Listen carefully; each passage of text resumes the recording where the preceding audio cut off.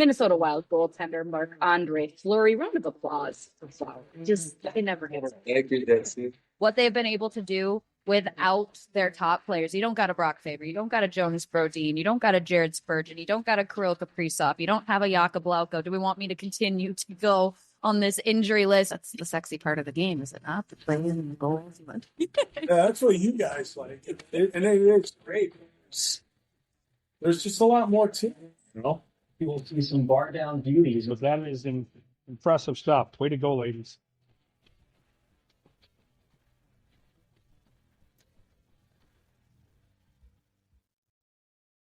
Your nostalgic SotaStick favorites are back, and they are in stock now at SotaStick.com. From the Met Center colored seats, my personal favorite tee, to the getting blown out the Metrodome door, rep the Minnesota sports timeless vibes with a SotaStick hat, hoodie, tee, whatever suits you and their nostalgic vibes. SotaStick has all the best gear in the game. Don't forget to smash Bardown Beauties at checkout for 15% off all your purchases. Again, that's at SotaStick.com. At Jim Beam, they know the importance of tradition, like chanting, "Let's play hockey" prior to the start of each game, or playing the state of hockey anthem after a Wild win. This season, raise one to your fan family with the bourbon that invites us all to come as friends and leave as family. Jim Beam Bourbon Whiskey, the official bourbon whiskey partner of the Minnesota Wild and XL Energy Center. Drink smart. Jim Beam Kentucky Straight Bourbon Whiskey. 40% alcohol by volume. Copyright 2021. James B. Beam Distilling Company, Incorporated, Fairmont, Kentucky.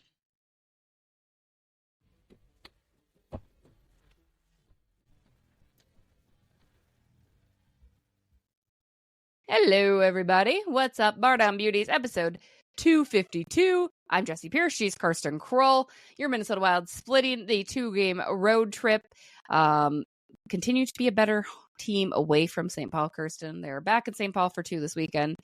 But at this point, I want them to be a road playoff team. Like, I don't want them to be a road team because that's the only time they've been winning. What is that all about? Like, John Hines said there's like this, they haven't really, been overly disappointed, and they're getting some wins here and there. But let's just dive right into that aspect of it. We got Q's with the Beauts coming up as well.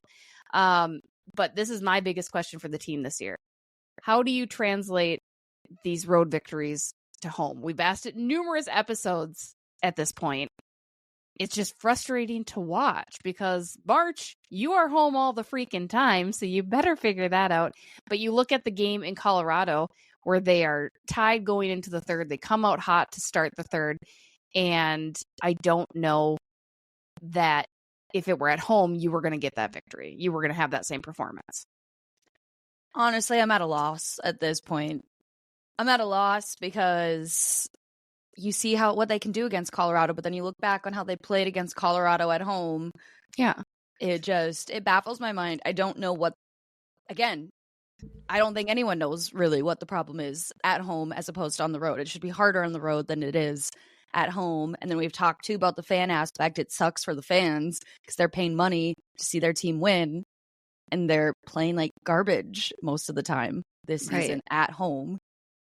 It's bizarre, right? Like, it's just very bizarre. And again, as we've mentioned, I would rather have a good road team because it's a more challenging thing, but that's always because you have the assumption that you are going to play well at home in addition to being a good road team. So it's just kind of beyond. Now you're looking at the next 2 home games here this week in St. Paul against Utah, and then Hockey Day, which you always win. Like, there is some insane stat. I don't know how often they've ever lost on Hockey Day, but they got the Calgary Flames, who are met Utah, who is 2 on paper winnable games. Plus, Kirsten, health might be coming back around. You might be looking at a Kirill Kaprizov. You might be looking at a Jared Spurgeon return. Jonas Brodin, I believe, has started skating. He's still a little bit away from a return. Sorry, particularly to you for that news. But really, you're looking at nearly a fully healthy lineup. How much is that going to help maybe in the home struggles too? I don't even know. It's bizarre because that has nothing to do with it. It really doesn't. I'm just feeling very pessimistic this morning in regards to all of this because, and I'm not wishing this on anybody, but when the last few rounds we've had of players getting injured, unfortunately, we'd have them come back healthy just for another one to immediately get injured and go back out. And so I'm not confident, I guess. I'm hoping, fingers crossed, I'm praying that the health fully returns, but I'm just very nervous at this point that history will repeat itself and we'll gain these players back, but then in the process, you lose an it's just like it's one of those meme circles. It's like true. Healthy team, someone gets hurt, they come back, someone else gets hurt. Repeat. No, that is the way it's trending. Marcus Johansson, the latest to endure that. Connor McDavid, however, does get 3-game suspension for the following evenings, or the next games rather, against Connor Garland, who again, every time I see Connor Garland get into a tussle on the ice, all I think about is that time that Nathan McKinnon hucked Garland's own helmet at his face. I'm going to try to insert that clip because it cracks me up. It's from so long ago too. I think it was in the bubble. And it's so funny. Like, that's how long ago this is, but it lives rent-free in my head every time I hear Connor Garland's name. Like, it's just the emphasis in which his head goes back after taking this helmet to the face. The little effort Nathan McKinnon did, but he did it also to hit him. It was just, it's so funny. You have to look it up. It's so funny. But McDavid suspended 3 games, which is always kind of shocking. In that respect, Marcus Johansson will be out, I think, for a little bit in concussion protocol. I find it funny. I have to say it, Kirsten. The Minnesota Wild and the NHL as a whole is so archaic and far behind in regard to letting us know what those injuries are, right? Like, it's always up or lower. We don't know how it's day-to-day. I mean, Kirill Kaprizov has been day-to-day for the past month. Clearly, it wasn't a day-to-day situation, right? But in Marcus Johansson's situation, where he was elbowed, I believe, by Connor McDavid, there was a chicken wing there. Absolutely, they were very quick to say it's a concussion that Marcus Johansson. I felt like that was so intentional and so deliberate to be like, hey, Connor McDavid's elbow that went uncalled concussed our player. Well, also, when you did look back at the clip, especially in slow motion, you can see how bad it was for the refs to have turned and said, Johansson hit himself in the face with his own stick. Like, that is bad. And it doesn't look good when it's the star player who's the poster boy of the entire NHL. Doesn't look good at all when that is said in accordance to the no call and kind of the history of things working out in favor by the refs. He spoke to Wes Walls at practice. I think it was the next day or day after, whatever it was, about that situation. He's like, what makes it worse is, the official blatantly lying about it. He's like, it's one thing to be like, you know what, man, I missed the call. He's like, as a player, then you can kind of accept that. As a coach, that's you can owning your stuff. That's owning your stuff. Like, I made a mistake, and refs are human. But when again, going back to lying, right? Like, it's just a blatant, and certainly there's a level of trust that Wes had said between the officials and the players. Then, like, the player doesn't go immediately to his coach and be like, "Hey, he missed that call. Blah blah blah. You should do this." Like, the players, I'm like, "Okay, you'll get us back. You know that you were kind of in the wrong there." Blah blah blah. So that was just kind of an interesting aspect, I think. Too, was like the feel that they needed to cover that up is egregious. Now, I'm going to say there's a glimmer of light in the silver lining, if you will, in the Marcus Johansson injury. Not that anybody wants to get hurt, especially concussions, especially a player like JoJo who has a history of concussions. You do get to see a Liam Ogren. You get to see a Liam Ogren in the top 6, which is good. Now he got bumped down in the Colorado game to the 3rd line, but you got to see what that looks like. I would like to applaud us, Kirsten, because we had Liam Ogren on as a guest last week. If anything, Bill Guerin, who we know is an avid listener of the pod because he knows the insight that we have, he saw Liam on our podcast last week and said, you know what, this guy is the next call-up. That's probably what happened. I agree. Some would call us bad luck, Macklin Celebrini, and that is a true story, everybody. And some would call us good luck. I think Liam would say we're good luck. Yeah, I would agree. And certainly he did a little bit to help himself too down in I mean, Iowa. yes, he was doing all the right He was things. doing all the right things, but that's exciting. You get to see Liam get this opportunity. Again, not sure how long Johansson will be out, and certainly not guaranteed that Kirill Kaprizov is returning anytime soon either. We'll know more come Wednesday practice, I imagine, before that Thursday game. The schedule does lend itself to a little bit of healing power, if you will, for those injured guys. That brings me to the next question, Kirsten. David Jiricek. We also got to see David Jiricek. Brilliant passing, brilliant in the offensive zone, especially for a defenseman. I think that was one of the highlights that Bill Guerin had mentioned when they went and traded for him from the Columbus Blue Jackets a while ago. But you saw that on full display with that pass to Yakov Trenin, the way that he dipsy-doodled around the Colorado defenseman and found Trenin for the go-ahead goal. Now, with Spurgeon potentially coming back, with Brodin coming back, what do you think that means for Jiricek? Do you think Jiricek has asserted himself at all in the very few games that we've actually seen him play as an opportunity to fight for a spot? Or do you think that the Minnesota Wild, knowing how they are with their patience, knowing what they like to do as far as letting players develop in Iowa, do you think Jiricek even has a shining chance of staying up here? You still have your Dermots, you've got Merrills, you've got the players here. Do you think that Jiricek has shown a little bit, especially in that Colorado game? That was by far and away his best game that we've seen as of yet, skating included. You saw him skate for such a big body dude.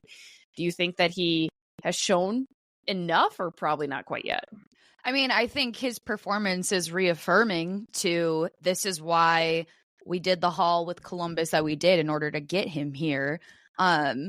And maybe puts the critics who said he was overpaid at rest a little bit. But I don't think it's more of a matter of he hasn't done enough. I think it goes back to what you said about how the Wild organization is just very patient, and it's been stated they want him rather to play the big minutes down in Iowa as opposed to, sitting in the press box or whatnot up here. No. I think, in my opinion, he's earned more of a shot to be on the roster with the Wild, but I just don't think that's part of their development plan for him right now. Kind of similar in a way to Liam Ogren too. Like, in my opinion, I would say Ogren's done enough, but they want him to continue to get the big playing time down in Iowa. Yeah, I think that's probably fair, and I think you're absolutely right. And again, we've only seen a little bit of him, and they have the guys that they know are tried and true. And even, when we asked Bill Guerin a couple weeks ago when he was on the pod about, was it a signing for the future? I think that was very much what Guerin had mentioned. Like, this is a guy that we are expecting to be a part of the blue line moving forward. And certainly he can come in and play, and he's shown just that. So I would agree. I don't know that, it's going to be like, darn, you get Spurgeon Broads back and Jiricek's gone. Like, I think that'll be fine. We will be fine. Can you imagine that actually being said? That sounds ridiculous when you put it that way. It does, right? But I think, it's the shiny new toy. We certainly love shiny new toys, from the fan perspective, from the media perspective. It's the shiny new toy. An tried but true toy, Marc-Andre Fleury, and we'll talk a little bit more about him in our Cues of the Beauts in the next segment. But he's done, again, this year, when you ask him to step in and help win games, like he started in Nashville, right, which was not a great game. Kirsten and I were at the Wolves game cheering them on, but kept a side eye. That didn't end well. No, that didn't end well either. But, Marc-Andre Fleury kept them from scoring 8, 9, 10 goals, I think. And Marc-Andre Fleury does a good job in Colorado, keeps them very close within it, stopping, the McKinnons of the world. How good is this tandem going to be moving forward? Now, Gus was backed up, so he was just out with an illness. There was a bug going around, which I'm sure I'm going to get because I have had intense conversations with every sick player in that room. I know. I think you would have known by now. I would have known by now. I think I've dodged a bullet. I think I'm not a virologist or whatever they're calling. Is that a thing? Virologist? I don't think I'm saying it right. But I mean, yes, like it's a thing, but I just don't think I'm pronouncing it right. So sure. My apologies. No, I think you have like a 48-hour window before you can get infected, but your symptoms won't show for 48 hours. I like to think the germ mongrels that are my children have helped further build up my immune system. I thought I had a fantastic immune system until I had kids. And then I learned, as the meme goes, I just didn't have people coughing in my face as often as I do now. But now I do. They've made me like a superhuman. They expose you to everything. So gross. Especially being in school. They catch everything and they give it to you. Mm-hmm. Yep. Oh, when they are in school, unlike today. Kids are getting soft out there. Soft, I tell you. Just ridiculous. Back in my day. I know. But I'm liking the tandem. I've never questioned Marc-Andre Fleury's ability. That's a lie. I questioned it last year. Last year was tough. It was tough in the goaltending for both of them. Mm-hmm. But this year, Marc-Andre, again, at 40 years old, is coming in and is able to not only play his style, which is the windmill, which is the dramatics, which is the fun, but he's very sufficient in stopping the puck still too, which is nice to see, because you're going to need 2 goaltenders for this last stretch here before the playoffs. Absolutely. And I don't know, granted, not every game is like that, but you expect it to not be, like in his final season, and especially too, like with his age for a goaltender, what he's been able to do, like you just had mentioned, is amazing, because you do kind of taper off when you get to the back end of your career. And like he's had glimpses of that, but overall just still showing his vintage self in a lot of ways. So yeah, I don't know. No notes. I agree with you. No notes. I know. Sometimes I set that up just so I can hear myself talk, I think. Like I have a thought you didn't that really I need to leave get out. anything for me to like say anything, because I don't disagree. Yeah. I just need to get that out there. But maybe you did. Maybe there was we never know. I don't think so. Not this time. Yeah, exactly. That's gonna do it. Let's wrap it up in this segment, this chapter, if you will. We're gonna start Monday. It's a very Monday. We need to start a Bardown Beauties book review, I think, because I didn't realize I have another hockey book. I told you about my C. Jane Score, which I fell in love with in middle school, which is about a hockey journalist who, ironically, goes with a goaltender too, which is even crazy. Amazing. For my maybe that's where my heavy criticism on goalies comes from, is I read this book and this journal. I don't know. Who knows? And they just haven't met your expectations. Exactly. Oh. I imagined Henrik Lundqvist, I think, every time. I think that was the very easy go-to book. But I found another one that I must have gotten. But this one's like more absurd. I forget the name of it, but it is like she's a baker and he's a hockey player, and then they're starting this cooking show together to help promote the team. Yeah, I haven't. You know why I think I love these books so much? They're so it's obscure. Giving a Hallmark Christmas movie. Yes, every single one of these books gives Hallmark Christmas movie, and it's so predictable, but you can't put it down. And I have so many of these books to read. I know. So I have a new one, and it's not hockey related. So our book reviews will be hockey related. But then I was at Walmart the other day just browsing, and I saw one called Near Misses and Cowboy Kisses, and I bought it. And I can't wait to read it. Let us know. We've been trying so many new things this year in the episodes. We've got new setup. We're going to have new intros coming in and out. We've dropped the secret word. I'm sorry, Alicia. I will still give you a prize because you're the best, but I stopped the secret word because I just kept forgetting. Well, you teed it up now to insert a set secret word. BookTok. Or book. Yeah, hashtag BookTok. Hashtag BookTok. Since TikTok didn't go away. TikTok is back. And TikTok's for those alive. who are wondering, it is spelled hashtag BookTok. BookTok. Yes. BookTok. That'll be our final secret word ever, because I just forget about it. But until you mention it next week. And if I mention it next week, and then I'm like, I guess we got to do another one. There's always a possibility. We're flying by the seat of our pants once in a while, especially at this juncture of the year. It's fun. Minnesota Wild are retaining their position in the Central. Can't win at home, but that's okay. We take what we can get. I'm distracted. I can hear my children outside my door cackling because they think it's funny to ruin my podcast and my life again. They want to be stars. Avery I can get. The boys I don't understand. They're just doing it to be cruel and unusual. This is the last time I take them outdoor skating. I'll tell you what. Ooh. Yeah. I do that for me, though. I don't do that for them. Let's be honest. I do it for me and the gram. All right. We're going to take a quick break. When we come back, cues with the Beauts. Okay. Stay tuned. Hey guys, Jessie Pierce here for Livea Weight Control Centers. It's a new year, and why not get a new you? Start 2025 off strong with Livea. Livea is taking weight loss to the next level. The same trusted team of registered dietitians, nutritionists, and registered nurses you know and love now offer even more tools for success. Join Livea today and receive 25% off GLP-1 weight loss medications, all doses, plus 25% off Livea's award-winning nutrition programs. Livea's you-centric approach creates a personalized plan just for you. You guys know my story. I am down more than 40 pounds. Not only have I dropped the weight, though, you guys, I've managed to keep it off. That's thanks to my Woodbury Clinic team of dietitians. I'm using the nutrition plan, plus pairing it with the GLP-1 medications just to give me that extra boost, and I couldn't be more thrilled. I look good. I feel good. That's what I want for you. So start 2025 off strong with Livea.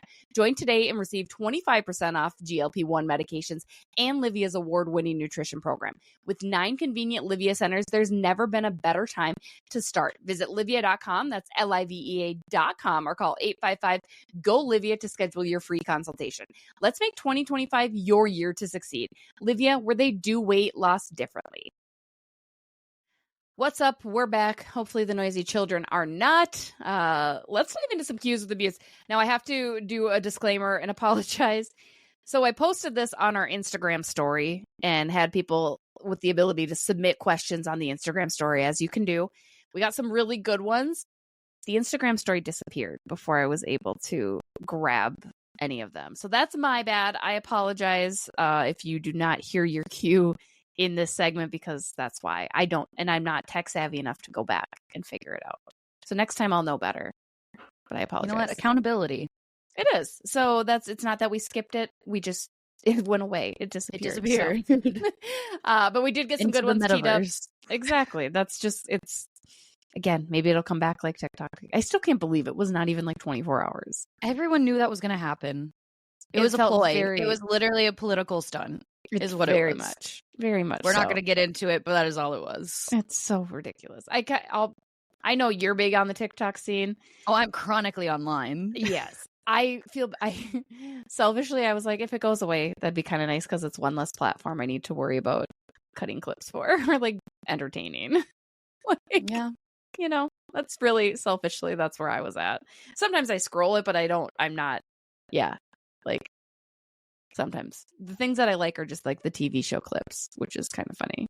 I'm on You know? BookTok right now. It's a place I never thought I would be, but I am. Exactly. See, maybe that's our TikTok content, is our BookTok content. Yeah. All right. Well, let's get into our cues content. We got some good ones, as I mentioned. First one up from our dear friends, Fab Five hockey fans in Minnesota. They say, look into your Beauts crystal ball. When is the first game the Minnesota Wild will be back at full strength? So I'm taking full strength as absolutely 0 injuries. That means Spurge, Broads, Kirill, and Johansson. Oh, okay. So I'm answering first. Sorry. So I left that. I didn't put the statement question mark in. So yes, when will all 4? So, and no other injuries. We can't. After the 4 Nations break. Okay. I don't have a calendar in front of me, so I can't give you an exact date. I think February 23rd is one of the first. That or the first home game. No, it's like the 7th. It starts earlier, so their break. It's funny because if you look at the Minnesota Wild schedule or any NHL team schedule, the break isn't as big as you think it should be, right? So the Wild have a game on February 8th. And then I believe that's the start of the break. So it's that week of like the 9th through the 15th, blah, blah, blah. And then they play again on the 22nd. So the 22nd is so your weeks off are like the 9th through the 21st or whatever. I'm sure I think you probably practice on the 21st again. So that was a day off. Yeah. So February. Well, no, but it starts the week prior to what you were thinking, right? I don't know. I don't know. But after 4 Nations. Oh, After sorry. 4 You were saying Nations. they're back on the 23rd Yeah. or 22nd. Okay. Yes. Okay. I like that. Yeah. Do you think Jonas Brodin plays in 4 Nations? At this rate, I would hope he does. I mean, personally for him, I hope he does, because I'm assuming that is something he has been looking forward to. Yes. But this is like the 3rd time this season he has sat out due to injury. I would rather him take the time to rest, because like, yes, like it's amazing. It's so cool. It's an honor to represent your country, especially in a tournament like this. But it's like your job with the Wild is your number one priority, and I'm sure he knows that. We need him healthy here and not for Four Nations. Yeah, So I at this think point, with him repeatedly going out due to injury, something's aggravating him. He needs to take the time to heal. And if he has 2 weeks to do that on a break, he needs to do that. Yeah, I say no Four Nations for him. Unfortunately, right? It's circumstance. I'm sure he would probably agree with that. I'm sure that conversation's had with Bill and everybody. Like, you need to be back, good and situated. Now, if this injury isn't as bad as it could be, and he's playing before Four Nations, then maybe you consider it. But yeah, you're right. There's been more than one injury to him this year that you can't risk it. And I'm sure he would agree to, especially with the Wild sitting in the playoff positioning that they are. You need him on the ice come April. So in bubble wrap, clearly. Yes. That being said, though, I think you're probably right. I think after Four Nations, you've got a healthy looking squad. Unless, God forbid, somebody gets injured at Four Nations. Our Beauts crystal ball is not saying that. It's saying yes. That's true. That's true. And unless Billy's like, hey, this guy needs to just rest for a game. I hope he doesn't do that. I don't really see him doing that, but you never know. I guess. No. Okay, moving on. Yeah. Derek Felska. Should Murat Kuznetsov be sent to Iowa to demonstrate some offensive ability so he can bring some of that back to the big club instead of having a fourth line that doesn't score at all? Aggressive from Derek there on that fourth line that's not scoring.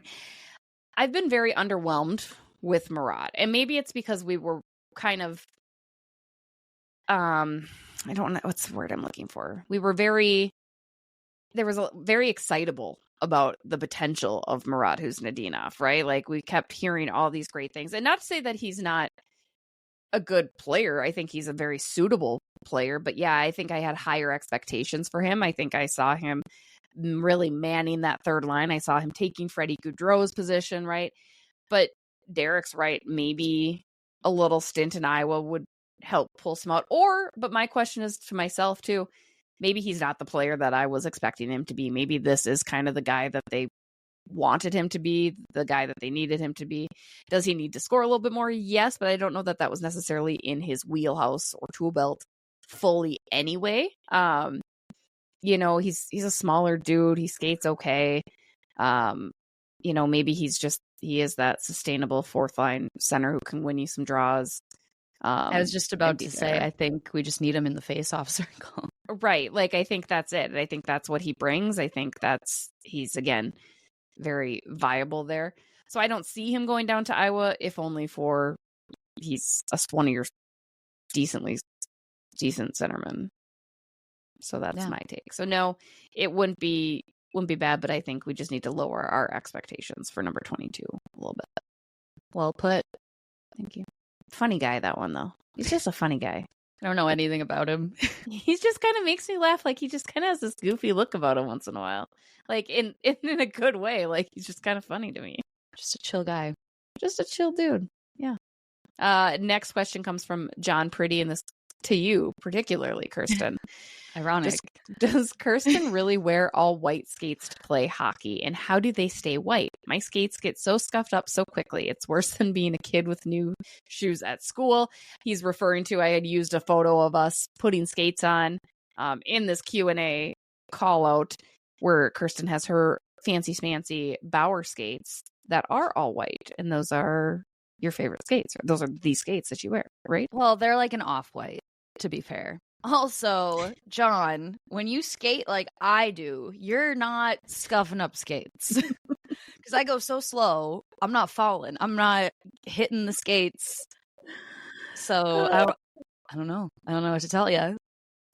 Yeah, I do love those skates. I did buy the wrong size, so they're a little big. So I just got to double up on socks around the ankles for a little more support.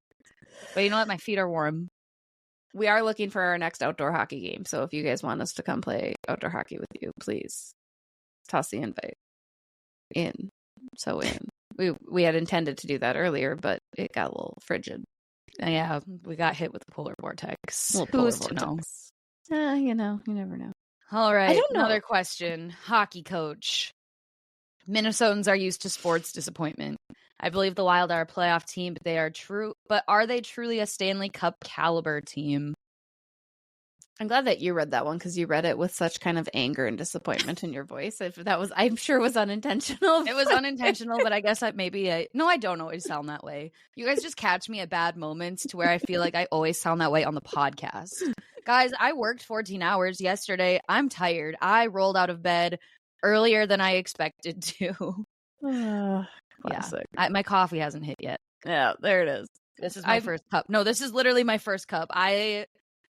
Yes. Yeah, we're rolling. We're doing our best. I'm going to make a drinking game out of my coffee hasn't hit yet. I haven't had my coffee this morning. That would be every week. People would be able to do that. I almost spit it everywhere. To answer hockey coach's question, no.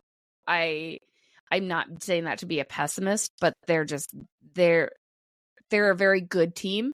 They are not a Stanley Cup contending team. They don't really quite have that pieces. I am very pleased to see what they've been able to do with the depth that they have. I am excited to see what Bill Guerin is potentially going to do come trade deadline. We'll talk more about that as that gets closer. I don't know that they are fully built like that. You still have a very weak bottom six. You have a weak bottom defensive pair. Good news is you've got good goaltending, right? Which I think can lift you through. And also that's the exciting thing about the NHL is anybody can really stick it to you. Maybe not quite in the playoff format as it sits, but no, I would be very surprised if they went on a run. Frankly, I'd be a little surprised if they get out of the first round. Again, not trying to be negative. I'm pleased with where they're at. They're still missing some big pieces, especially up the middle and kind of in that depth scenario for them to be contenders. Well, I counter you. If fully healthy, I could see them making a Cinderella run in the postseason, but it would end in heartbreak because I don't think they would win the cup. I think they could make it maybe to the conference final with a fully healthy Wild squad if they were playing like they were when they were number one in the entire league.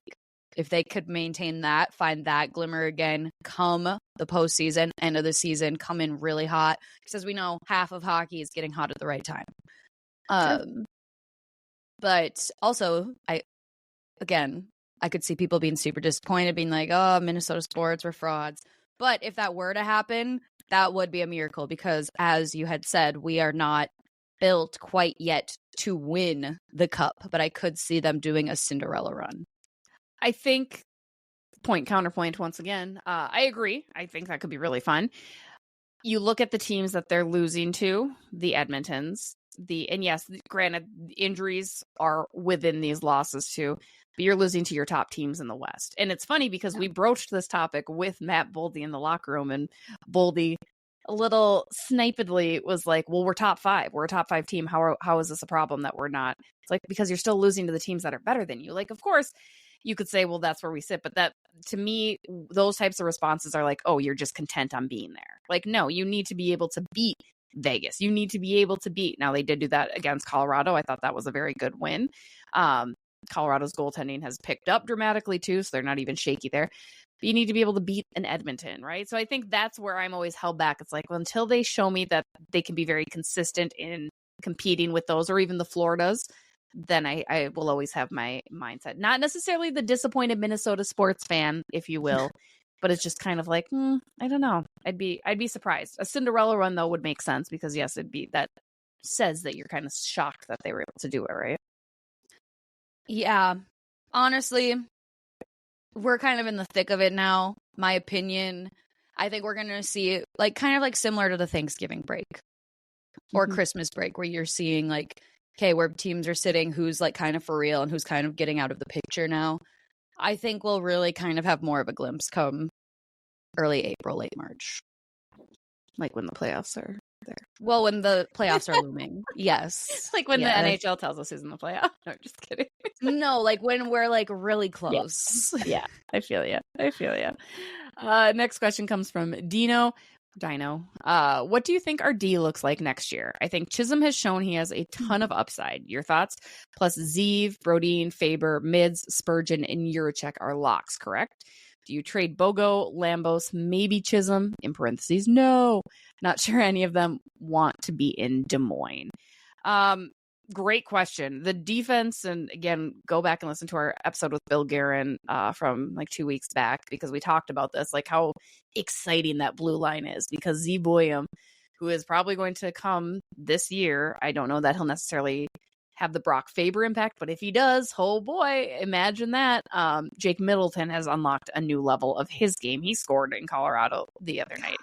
Also, Spurgeon... Jake Middleton, friends with Noah Khan. Noah Khan literally showed up in disguise to the Nashville game to go see Midzi.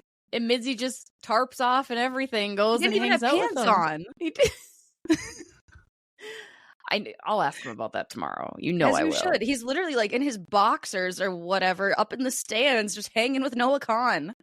Like, I need to know how that connection was ever made. Is it because they're like, it was because buddies? Of the concert. I'm pretty sure they met at the concert for the 2 nights in St. Paul over the summer. Well, I saw that, but like guys do that all the time, right? Like I've seen them go backstage and do that all the time, but you never see that translate to a friendship. Okay, but Noah Khan, I get vibes. He's just the chillest man alive, matched with the other chillest man alive. True. Like, I could see those two just broing it up so hard. Like, I can't imagine a better best friend dynamic than Noah Khan and Jake Middleton. Like, they definitely have each other's phone numbers, right?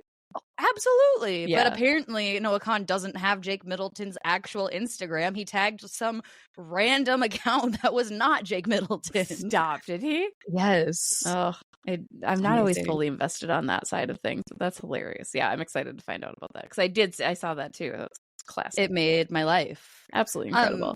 Yeah, but back to the question. And you want me to take the floor, my initial thoughts with this? Obviously. I do not want to see Declan Chisholm go. I think he has exceeded expectations for Minnesota and a steal of a waiver pickup from Winnipeg. I've liked his game. I think he's brought a lot. I would love to see Chisholm stay as part of our decor. I agree. I think as soon as Denver's season is done, which honestly, I could see them winning another national championship. But the second that's done, see them hopping on another red eye to come to Minnesota and join, pending how the schedule works. I see him on the Minnesota Wild by the end of the year. As far as Bogo, Lambos, I don't know. And Jiricek, I don't think they gave away all of the capital that they had to acquire him for him to stay down in Iowa next season. He's going to be up here. I mean, obviously, not mentioned John Merrill. He's a free agent after this year. You're going to let him walk. I forget what was in. This is where I hate that the Washington Capitals purchased Cap Friendly from me, because I cannot go back and find, because they just signed Zach Bogosian to maybe a 2-year contract right now, and he's a player too that I could see. I hate to say it. Do you explore him at the deadline? Because he's that veteran piece, right? Like, you'd have to eat a little bit of salary. But I think that he's a player that most teams would be satisfied to have. Now, I know Bogo loves it here. He has loved it here even before he came to play for the Wild. He's got a place in Wisconsin, I think. Like, he's very big into this area. And I think Bill Guerin does always have a soft spot for some of that, whether he wants to admit it or not.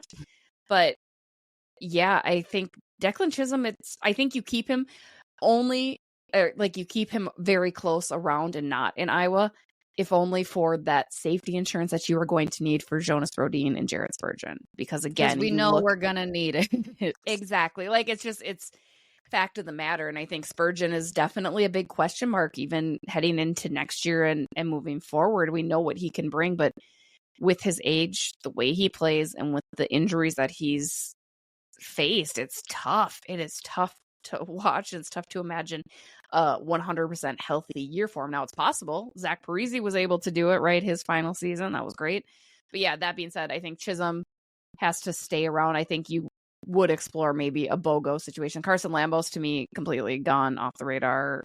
There's a reason you're not seeing him get the recall, right? Like, I don't think they are impressed with him as a brass up here. So Lambos definitely and on out of here. Well done. Moving on now to Von Trushinsky. I'm sorry if I said that wrong. Why isn't Marat in Iowa? He has no offensive game. Is it because he wouldn't report? Have you heard anything? Jesse. I haven't heard anything. And again, going back to Derek F's question, right? It is curious. I think our expectations were maybe a smidge high. And that's the Minnesota Wild's fault, frankly, for telling us that this was going to be a game-changing centerman. He comes over, he leaves the KHL early, he comes over here. There's a lot of excitement. And again, I think he's fine. He's serviceable. I wouldn't say he has no offensive game. You see spurts of it there once in a while. I don't know if he would report to Iowa. I'm sure he doesn't seem like a guy that's going to raise a fuss if they absolutely said you have to. I don't have cap friendly, so I don't know these ins and outs. I don't know if he has to be put on waivers, and I don't know that he'd clear waivers either. I think that's something to be considered. I don't know. Just lower the expectations. He's fine on the fourth line. Just let him be. Let him do his thing. Let him vibe for a minute. Let him vibe for a minute. Next question. We're just about done here with our cues with the Beauts. Bruce B wants to know, I know Flower said recently that he would not come back for one more year, but with Velstead being a big unknown at this point and Flower playing even better than last year, what does your gut tell you about him changing his mind? He's not changing his mind. I think last season he was maybe set on retiring, and then halfway through the season or early in the back end, that's when he maybe had the change of heart and changed his mind to stay for one more season. This season, he is not changing his mind. And I think he has also reiterated that in a recent interview too, where he's like, no, he's like, I'm not doing the whole, I'm going to retire. No, I'm going to stay for one more year. He's not doing that. He seems pretty set. Like this is his decision. And, his kids are still young. I think maybe he wants to take a crack at being home with them more too. I don't know. I think it's going to be hard, like it is for any player, especially him, because he is a dude that loves to compete, right? He's a guy that loves being in the locker room. I don't think he knows what that's like to remove that in any capacity, but he is such a family dude too. And I think he's very excited about having that. Selfishly, of course, I'd love for him to stick around another year. I would love for him to mentor Jesper. I would love for him just to be around the boys in that some capacity, right? And maybe there's room for that. I don't know that he would do that here. I would be shocked if he didn't want to do that in Pittsburgh with his friends there, or if he wanted to do that in Montreal back home. But again, you're right, Kirsten, he's got kids here, so that's a big factor as to where he wants to be. But yeah, he is not. He told, I believe, all media post game in Vegas that he would not be changing his mind, because he doesn't like the fanfare in the first place, and it feels like it's kind of been 2 years of it. So here we are. As much as I'd love to, Flower, he gone. Flower. All right, John B, bring it on home. John B, that's not our Banks reference if you're not familiar. Does this afternoon's rebuttal change views on the Wild's depth minus impact players? I think so, and he's referring to the Colorado game, obviously, on Monday. They played better, but again, that's what's so funny about this team. The games that they should be absolutely down and out, even the Edmonton game in Minnesota before they started this road trip, it's like, oh, they're going to get absolutely plastered, right? They got no Brody, and they had nobody. Those are the games that they tend to win, which again, I think speaks to the mindset that John Hines has these guys vibing in. I think that's a huge difference because, as I've said before, they went through the same thing last year. They had the same injuries last year to Kirill, to Zuccarello. I mean, everybody wants to say, oh, that's why they were so bad last year. That hasn't changed really that much. They just got off to a better start despite injuries, and they stayed healthier maybe a little bit longer. But I think there's just this different mentality around the team that it is any guy can step up. Anybody can do that. I still don't love the depth. Again, I go back to that's why they're not a contending team. I don't know that it's necessarily there for the long haul, but it does make you feel a little bit better that there's at least a little potential. It's not completely scraping the bottom of the barrel. So yeah, I would say that win in Colorado was a nice ego boost for all those guys too. Agreed. Okay. And our final question then from Dustin P. Jones. Did Connor McDavid get a third game tacked on as a little nod to the JoJo hit? Maybe, but I don't think so. I think they had moved on from Johansson. I think if they were taking that one into consideration, they maybe and should have added on one or two more.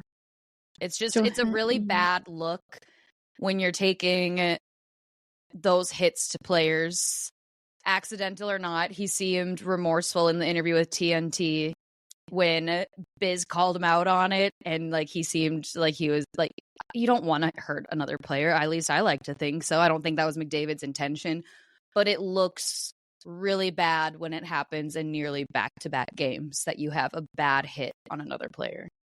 I mean, a cross check to the face is way more egregious than a little chicken yes, wing but, elbow too, right? Yes, but also, unfortunately, Johansson also a hit to the head, an elbow you could have kept down. Yeah. It looks really bad when it happens, not just once, but then you look back in recent history and it's back to back. Yeah. I think Johansson oversold it too. There was a little bit of embellishment on Maybe his a part. little, but regardless, Yeah. watch the tape in slow-mo. It didn't look good either. No, I mean, and again, I think those are little things that happen in the game, as the guys like to say, prison rules sometimes go on out there, and you're going to see more and more of that. But yeah, Connor McDavid's not a dirty dude, right? And he's not necessarily using the fact that he's the superstar in the league to get away with stuff. And that if he does, that's the officials, right? That's not even necessarily him. That's just going to be the officials doing their thing. Got to learn to keep his the hands Department and stick down. Yeah, the Department of Player Safety in general is kind of a joke. Like, there's no consistency to their fines, their suspensions, to anything. No, like, there's not. I take it with a grain of salt. But it's kind of a, how are we feeling today? Yeah. What do we want to give out? Very much so. Very, very much so. All right, that's going to do it. Thank you guys to everybody who submitted questions. Thank you guys for always checking us out. Hockey Day Minnesota this week starts Wednesday in Shakopee. Kirsten and I will be roaming out there as best we can all weekend long. Your Minnesota Wild are, in fact, playing, obviously, Saturday night against the Calgary Flames, hosting the Utah Hockey Club on Thursday. Until then, as always, shout out to our friends Grainbelt, SotaStick, Royal Credit Union, Jim Beam, Livea, and Talk North. Thank you, all of you. Toodles. Have a good one. Bye.